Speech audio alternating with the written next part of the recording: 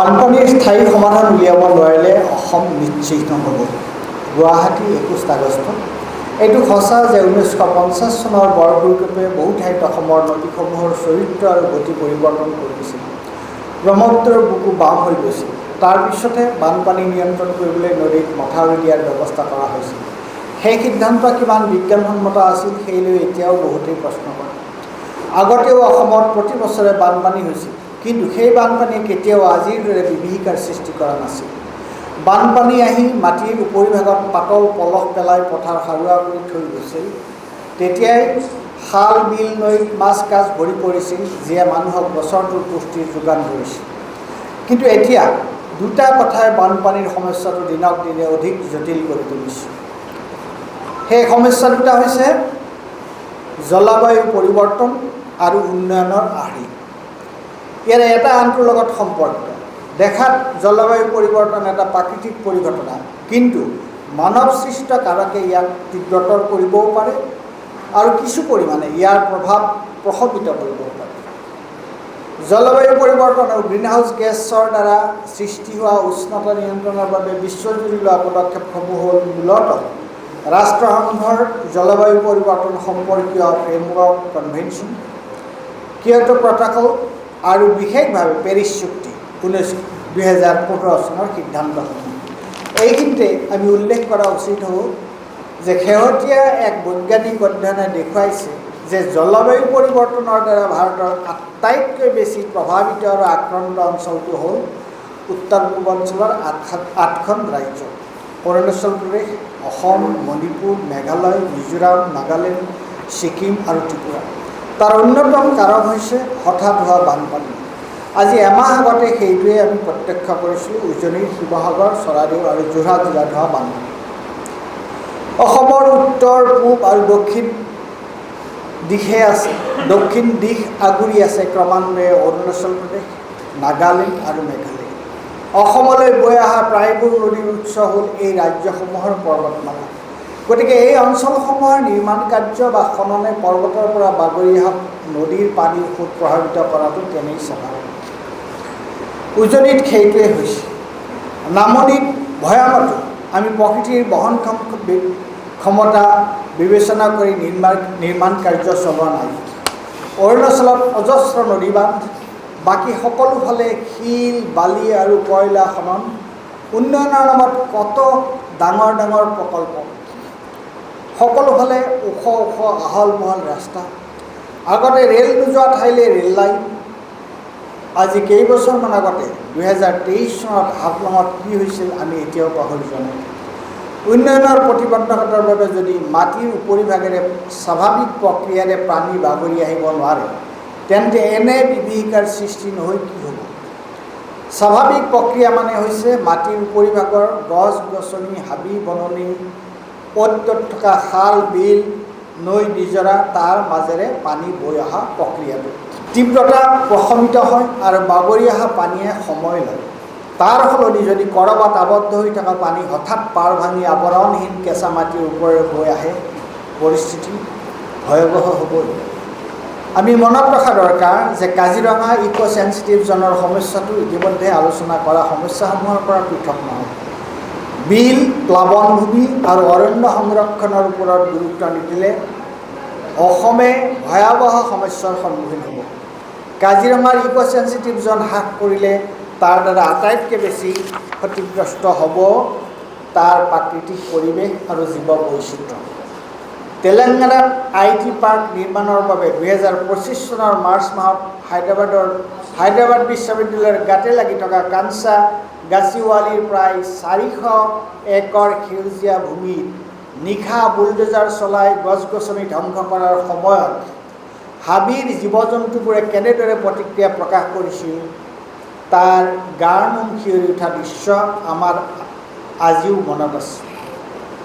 কাজিৰঙাত আমি তাৰ পুনৰাবৃত্তি কৰিব বিচাৰিছোঁ নেকি?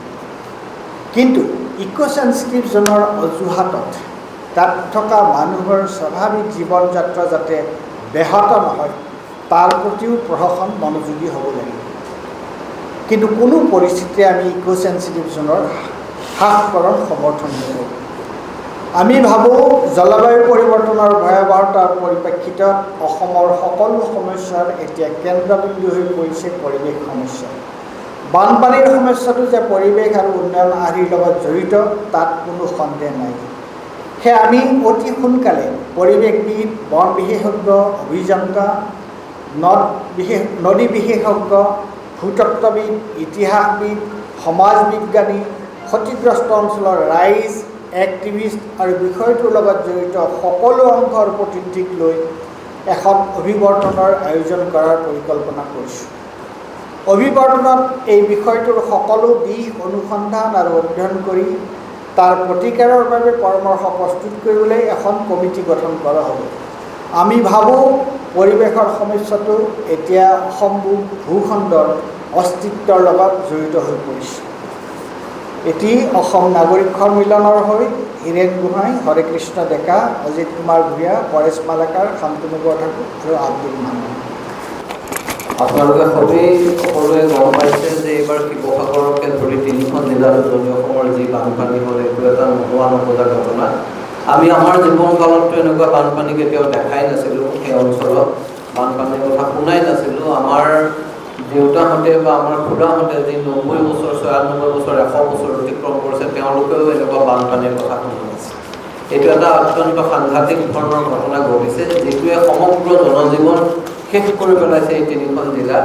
আৰু আমি আটাইতকৈ বেছি আমাৰ কাৰণে বিপদজনক হৈছে এইকাৰণে যে খিলঞ্জীয়া মানুহৰ যিটো একেবাৰে ঘাটি, য'ত তাত মানুহৰ হাতত কিছু ধনবিধ আছে, যি মানুহ লুটপাটে বিৰোধ কৰি মানুহে এটা কেপিটেল গঢ়িছে, তেনেকুৱা এটা অঞ্চলত এইবাৰ বানপানীয়ে সাংঘাতিকভাৱে ক্ষতিগ্ৰস্ত কৰিলে।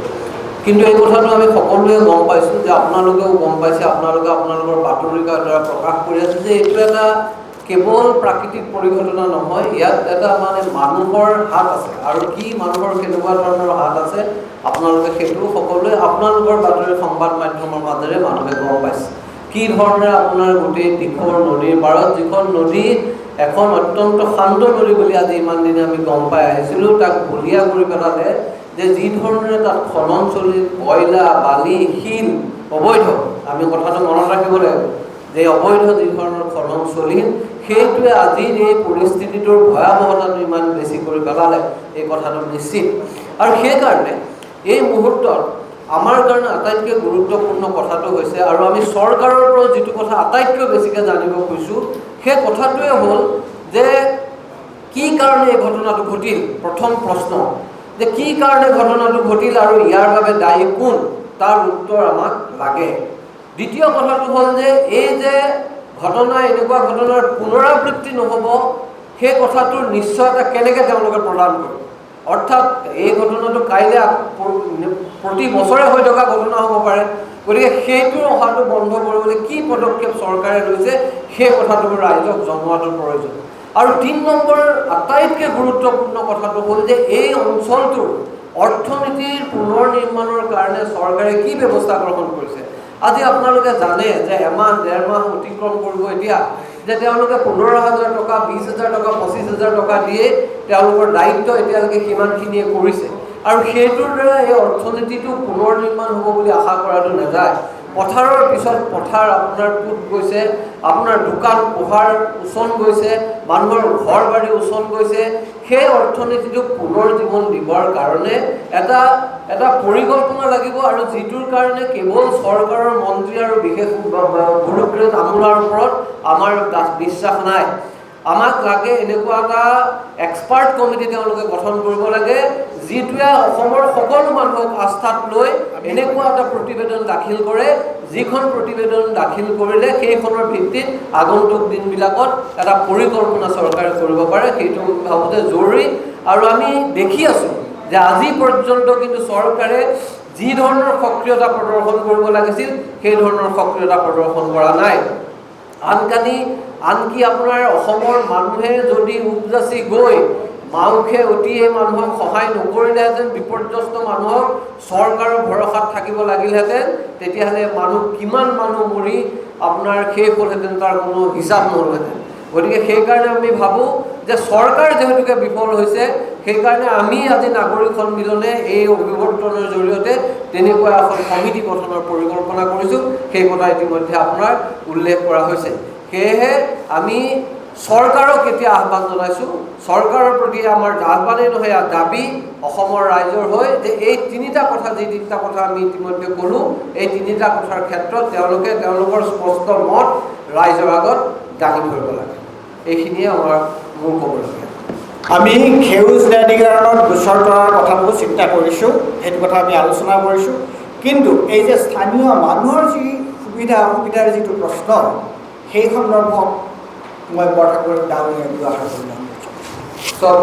আমি ইতিমধ্যে ন্যায়াধিকৰণত যোৱাৰ সম্ভাৱনাবিলাক চাই আছোঁ আৰু ইতিমধ্যে কথা বতৰা পাতি আছোঁ, গুচাই আছোঁ। কিন্তু আমি এটা কথা আমাৰ বিবৃতিটোত আমি সেইকাৰণে স্পষ্টভাৱে উল্লেখ কৰিছোঁ যে ইক' চেনচিটিভ জন লাগিব তাত, কাৰণ কাজিৰঙাক জীয়াই ৰাখিবৰ কাৰণে এইটো দৰকাৰ।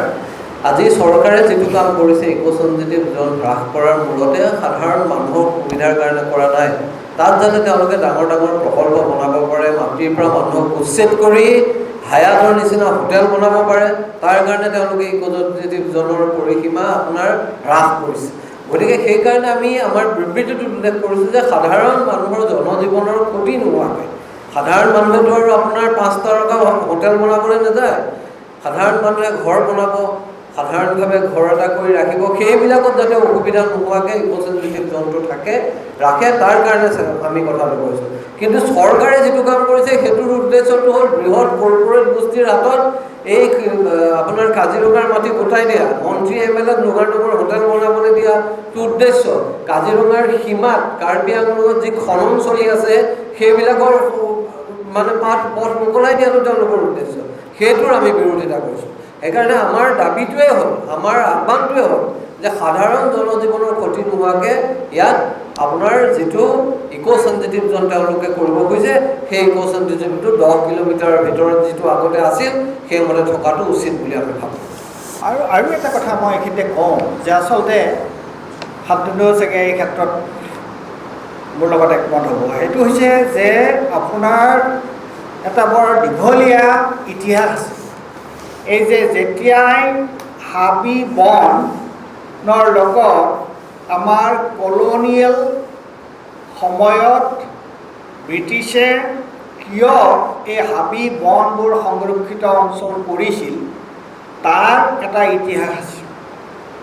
আগতে হাবি বনৰ কথাটো কি আছিল যে তাৰ ওচৰত থকা মানুহে হাবি বনৰ এই যিটো ছাষ্টেইনেবল ডেভেলপমেণ্টৰ যিটো কনচেপ্ট, সেই হিচাপে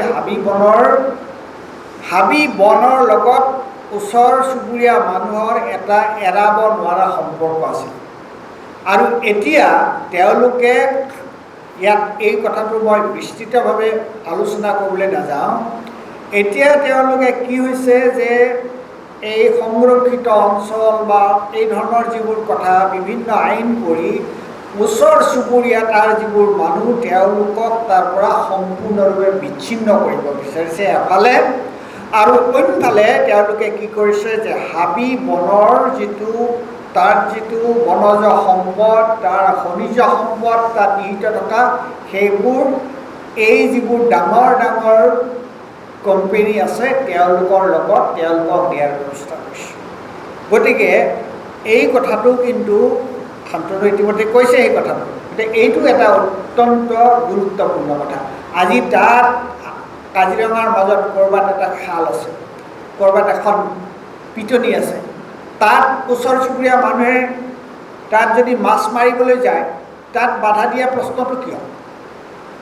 তাততো বাধা দিব নালাগে, তাততো তেওঁলোকক অসুবিধা একো কৰা নাই নহয়, তাৰ অঞ্চলটোত তাৰ ইক' চেনচিটিভ জোনত তাৰ সি একো অসুবিধা নকৰে। গতিকে কি হৈছে এই যে আমোলাতান্ত্ৰিক যিটো কথা, আৰু এইটো বহুতে মোক আজি ৰাতি ইয়ালৈ অহাৰ আগতে কৈছে যে তাৰ ছিকিউৰিটিৰ যিটো প্ৰশ্ন, সেইটোৱে আচলতে এই ওচৰ চুবুৰীয়া মানুহৰ ডিঙি চেপি ধৰাৰ দৰে হৈছে, আৰু তাৰ কাৰণে মানুহে প্ৰতিবাদ কৰিছে। তেওঁলোকৰ লগত আচলতে কিন্তু সমস্যাটো এই বৃহৎ পুঁজিৰ লগতে সাধাৰণ মানুহৰ লগত নহয়।